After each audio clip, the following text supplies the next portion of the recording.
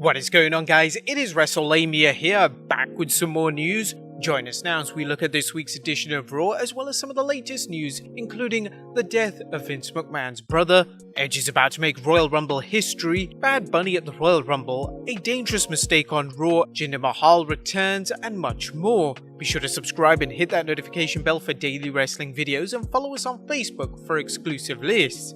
As always, we won't recap the matches, but just provide you with the good, the bad, and the downright ugly. As always, we start off with the good, as number 1, the Rated R Superstar's surprise return. Edge's surprise return and equally surprising announcement that he's entering the Rumble was a great segment on Raw. Edge's empty ring promos have been solid, and truth be told, Orton's feud with The Fiend has been so good that fans probably haven't been thinking much about Edge. And that doesn't mean they won't be excited to see him back in action this Sunday at the Rumble, but Edge's return opens the door for some interesting scenarios, including the possibility of him challenging for the championship at WrestleMania. Oh, and whether he'll renew his feud with Randy Orton. It wouldn't make sense for Edge to simply forget Randy Orton injuring him earlier last year, but this is the WWE and the promotion may feel that ship has sailed, particularly with Orton battling The Fiend. Number 2, Shelton stays safe. Shelton Benjamin showed that you can never be too safe when it comes to reducing the spread of coronavirus, as he wore his face mask to the ring during last night's VIP lounge segment, joining his Hurt Business teammates to the ring. Unfortunately, no one else was wearing a face mask, so Shelton seemed silly wearing his, and had to be reminded to take it off. The fact that Cedric didn't corpse is a testament to his ability to work live television, where spots like this are bound to happen. Number 3, superb storytelling. Last night's segment with Retribution dishing out more punishment to Xavier Woods showed there still may be hope for the Retribution storyline. In case you missed it, Xavier Woods defeated Slapjack, but the New Day member couldn't escape a post-match mauling by Retribution, as Mustafa Ali told Xavier he was showing him mercy, but to tell Kofi he's taking his Rumble spot. This was an excellent way to build on the very real story of 2019, where an injured Mustafa Ali missed participating in that year's Elimination Chamber event, with Kofi taking Ali's spot and sparking the revolution that became Kofi Mania. While Retribution's gimmick is that of a band of disgruntled wrestlers, it makes more sense to specify why its members are so bitter. Here, Ali has frequently talked about the missed opportunity, and it's a good way to explain not only why he's vengeful, but why Retribution has been targeting Xavier Woods for the last few weeks. Number 4, Alexa Bliss gets RKO'd. Randy Orton's RKO on Alexa Bliss during the climax of her Raw Women's Championship match against Asuka was a predictable but nevertheless entertaining way to further the feud between Orton and the devilish duo of The Fiend and Bliss. This segment worked for several reasons, including the marvelous makeup job by the WWE in making Randy Orton look like he fell asleep in Hulk Hogan's tanning bed. The segment also gave Orton some payback for Bliss charbroiling him with a fireball, leading to fans wondering when The Fiend will return to get his revenge. Finally allowed the WWE to do a non-finish with Bliss vs Asuka, setting up a rematch for down the road. But that was the good. What about the bad? Is number 1, the big botch. Last night's Raw featured a number of goofs and gaffes, beginning with Shelton Benjamin forgetting to take his face mask off, and continuing when Shayna Baszler was accidentally counted out of the ring during a 6-women tag match.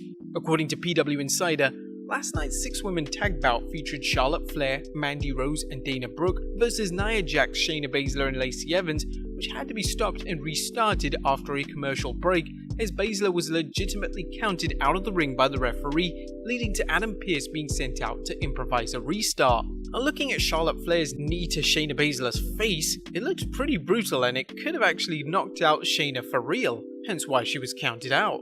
Vince McMahon has told referees to treat matches as legitimate events, which means if a wrestler refuses to answer a 10 count or kick out of a pin, the referee will call for the bell, even if that's not the match's planned finish. Number 2, Dangerous Nia strikes again. The aforementioned 6-women tag match also served as a reminder that venturing into the ring against Nia Jax can be hazardous to a wrestler's health. Dana Brooke appeared to be Butterfingers Jax's latest victim, as she picked up Brooke for a chokeslam and seemed to struggle with the move, instead dropping Brooke flat on her head. Be sure to check out our news later on Dana's condition. Do you think the WWE superstars should get hazard pay for working with the less than nimble Nia? Let us know in the comments down below. Number 3, The Miz and Morrison mess. It looks like we were wrong when we said that The Miz and Morrison can still look good even when they lose matches week after week. And while there's no denying both men are talented wrestlers and hilarious on the mic, both have been buried in the ring and given awful so-called comedy material for Miz TV and promos. Now we may be biased because we think the team of Miz and John Morrison have more to offer than losing handicap matches every week, but they do deserve better. The way they are currently being booked has them looking like an utter joke, and to make things worse, Miz has the Money in the Bank briefcase, which devalues the briefcase even further as its holder is a mid-card comedy act. At this point, why not just put the briefcase in the hands of R-Truth? And number 4, hurting the Hurt Business. The WWE continues to show they think they know what's best for fans, as seen by the current storyline suggesting dissension within the Hurt Business, as Cedric Alexander seems to be going into business for himself during their matches. While we could see the WWE breaking up Retribution after months of dead-end storylines, the Hurt Business has been a sizzling storyline since its inception, with MVP helping to revitalize the careers of Lashley, Benjamin and Alexander. As short as Cedric Alexander revealing he joined the group to destroy it from within, which would require long-term booking fans rarely see from the WWE, there's no reason to break up the Hurt Business. Now, there was nothing downright ugly about last night's show, but the WWE continues to rely on the same superstars without allowing underpushed talent a chance to succeed. Raw continues to be the WWE's B show next to SmackDown, and there's no excuse for this considering how much talent the Red brand actually has. But what did you guys think of Raw? Let us know in the comments down below. Now let's move on to the news.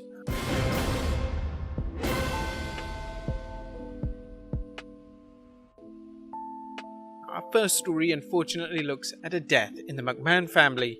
A sad news to report for Vince McMahon, as his brother Rod passed away on Wednesday 20th January. According to a report from Wrestling News' Paul Davis, Rod, an Air Force veteran, was born in Long Island, New York on October 12, 1943, and he graduated from Havelock High School in North Carolina. Rod and his wife Jamis found North American Metals Inc. in 1987 in Texas. Now, fans may recall that Rod never appeared on television, but wrestling legend has it that the WWE wanted to bring him in for Mr. McMahon's faux funeral back in 2007 when Vince was seemingly killed in a limousine explosion. The angle was shelved after the Chris Benoit incident, and Rod wasn't used as an on-air talent. Rod can also be seen at various WWE events and even attended the Hall of Fame ceremony. We'd like to send our thoughts and prayers to the McMahon family during this difficult time. Next up, Bad Bunny playing at the Royal Rumble. No, we're not talking about AEW Tag Team The Butcher and the Blades manager The Bunny, but rapper Bad Bunny. Bad Bunny is scheduled to perform at the Royal Rumble singing his song Booker T, and yes, it is a tribute to the two-time WWE Hall of Famer. Bad Bunny commented on his upcoming appearance saying, "Performing at the Royal Rumble is a childhood dream come true. I've been a lifelong fan of WWE and I'm excited to take the stage and entertain fans around the world." It should prove interesting whether the WWE plans on bringing in more musical guests for its pay-per-views. Have you guys listened to the track? To be honest, it sounds pretty fire. Next up, Edge is about to make history. Edge's big announcement that he's competing in the 2021 Royal Rumble caught many fans by surprise, and the following fun fact may surprise you. Fightful's Sean Ross Sapp recently noted that if Edge does make it to the Rumble, he will be the only WWE superstar to have performed in the 90s, 2000s, 2010s, and 2020s. Of course, Shawn Michaels and Hacksaw Jim Duggan have participated in 4 decades worth of Rumbles, but Edge's timeline differs. Next up, a Dana Brooke update. Now, it's good news for Dana Brooke, as she is reportedly okay after Nia Jax's latest in-ring blunder. Nia Jax's latest apparent mistake saw the performer bungle a chokeslam on Dana Brooke, with Brooke's head bouncing off the mat apron like a basketball. However, Fightful Select has good news, reporting, "As you could tell during tonight's WWE Raw, plenty of things went awry during the opening women's match series. Among those was a scary spot where Dana Brooke was slammed to the mat by Nia Jax. Fightful was informed that at least initially, Dana Brooke appeared to be fine coming through the curtain at the Thunderdome. We'll keep you updated if we hear more." And finally, Jinder Mahal makes a big return. Now, the WWE Superstar spectacle has just happened, and it featured the return of Jinder Mahal. Jinder Mahal hasn't actually been seen in WWE since last year of May, as he was sporting an injury. Now, this isn't a definitive review, but just a brief rundown of the results of the entire event. In the first match, NXT champion Finn Balor defeated Guru Raj, Rey Mysterio, Ricochet, Dilsher Shanky, and Giant Zanjeer defeated King Corbin, Cesaro, Shinsuke Nakamura, and Dolph Ziggler. AJ Styles defeated Jeet Rama, Charlotte Flair and Serena Sandhu defeated Bayley and Natalya, and Drew McIntyre and Indus Sher defeated Jinder Mahal and the Bollywood Boys. Truth be told, I wanted a Jinder vs Drew feud, but this ain't it. I hope they actually revisit a proper feud down the line. The pay-per-view closed out with Drew McIntyre and Triple H posing in the ring with the Indian talent. Did you guys watch the superstar spectacle? If so, what did you guys think of it? Let us know in the comments down below. Subscribe if you haven't already. Follow us on Instagram and Facebook for exclusive lists. And I'll see you next time with some more wrestling content.